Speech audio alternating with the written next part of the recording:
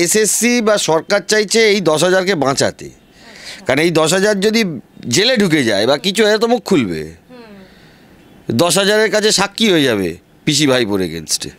সেই জন্য এই 10,000 এখন অবধি সংখ্যাটা 8,000 সামথিং বেরিয়েছে। তাহলে কি সরকারের উলঙ্গ চেহারাটা সবার সামনে প্রকাশ্যে চলে আসবে সেই ভয় থেকে নাকি? সরকারের উলঙ্গ চেহারা এমনি সবার প্রকাশ্যে চলে এসে, সেই জন্য এরা করছে না।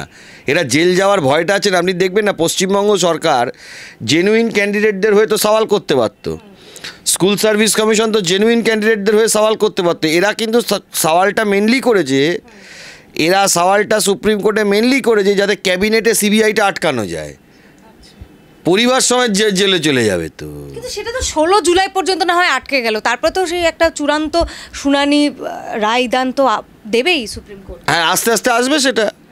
16 জুলাই পর্যন্ত হলো, তারপরে আবার শুনানি হবে, তারপরে আস্তে আস্তে আসবে। রাজ্য সরকারের এটা মতলব না যে এই 15-16 হাজার যেটা জেনুইন ক্যান্ডিডেট তাদের হয়ে সওয়াল করেছে, তাদের হয়ে তারা নিজেরা সওয়াল করেছে। কিন্তু এই যে বারবার স্টে অর্ডার করানোর যে চেষ্টা, এর ফলে তো বিষয়টা তো সেই ঝুলেই থেকে যাচ্ছে। গোদা বাংলা ভাষায় বললে আমি একটা কথা বলি, স্টে অর্ডার করার চেষ্টা যোগ্য ক্যান্ডিডেটদের মধ্যে অনেকেই সুপ্রিম কোর্টে সওয়াল করেছেন।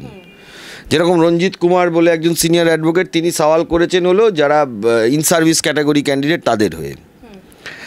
তারপরে ধরুন এই বিভিন্ন যারা সরকারি চাকরি প্রার্থী যারা আছে তাদের হয়ে সওয়াল অনেকে করেছেন, যারা যাদের একদম স্পেসিফিক সুপ্রিম কোর্টে সাবমিশনই করছে, যারা আমাদের বিপক্ষে ছিলেন, যারা যোগ্য চাকরি প্রার্থীদের হয়ে, যে আমাদের না সিবিআই লিস্টে নাম আর তাদের, তারা বলছে যে তাদের না সিবিআই লিস্টে নাম আছে না অন্য কোনো লিস্টে নাম নেই, মানে আমরাও তাদের বিরুদ্ধে কোনো অভিযোগ করিনি, তাদেরকে কেন ভিক্টিম? তারা মেনলি মামলাটাকে সুপ্রিম কোর্টের কাছে, মানে একটা বড় অংশ, কালকে আপনারা তো শুনানি সবাই দেখেছে, তারা বলেছে, তো সেইটাকে একটা কনসিডারেশনের জায়গা সুপ্রিম কোর্ট রেখেছে।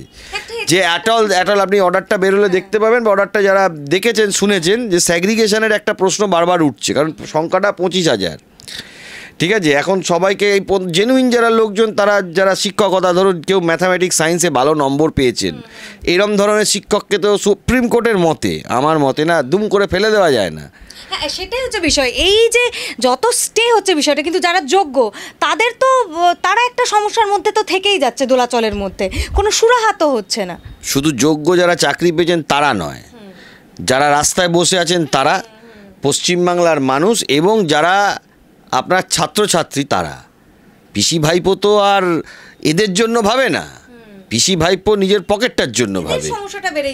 এদের সমস্যাটা বেড়েই চলেছে, তাই এইগুলোকে হাঁটাতে হবে।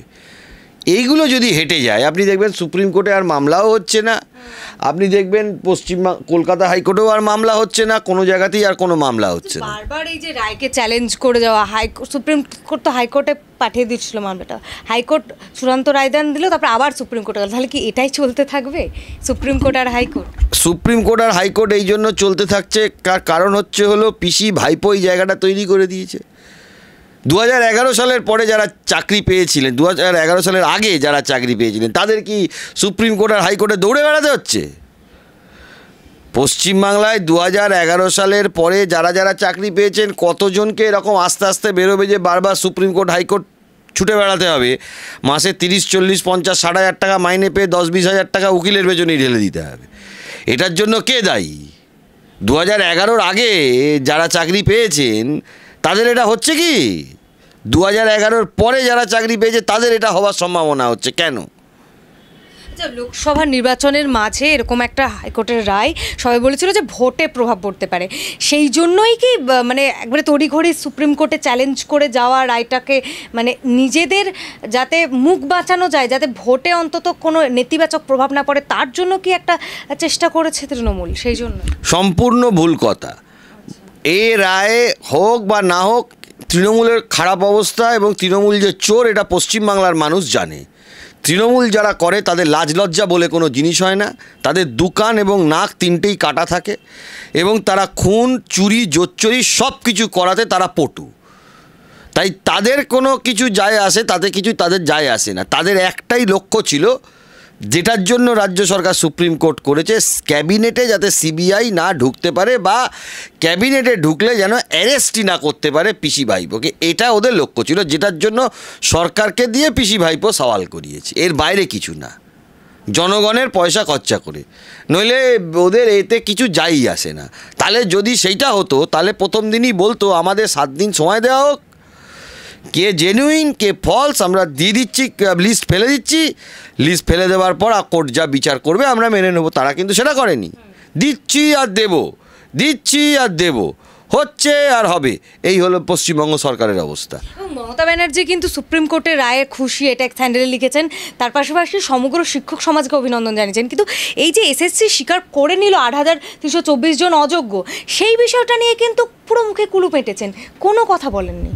8,000 যে সংখ্যাটা এটা আমরা দিয়েছি, এসএসসি স্বীকার করেছে যে প্যারাগ্রাফ 241, 271 অফ দ্য জাজমেন্ট এবং এসএসসি রিপোর্ট 609 নম্বর পাতায় এসএলপি যেটা আছে, যেটা এসএসসি রিপোর্ট অ্যানেক্স করেছে, সেই 3টে পাতা থেকে এই ফিগারটা উঠে এসেছে। এটা তাই ওদের স্বীকারোক্তি। মমতা ব্যানার্জি খুশি কেন? মমতা ব্যানার্জি খুশি হলো যাতে করে এক্ষুনি ভোট অবধি 16ই জুলাই পর্যন্ত তার মন্ত্রিসভার লোকজন অ্যারেস্ট হবে না।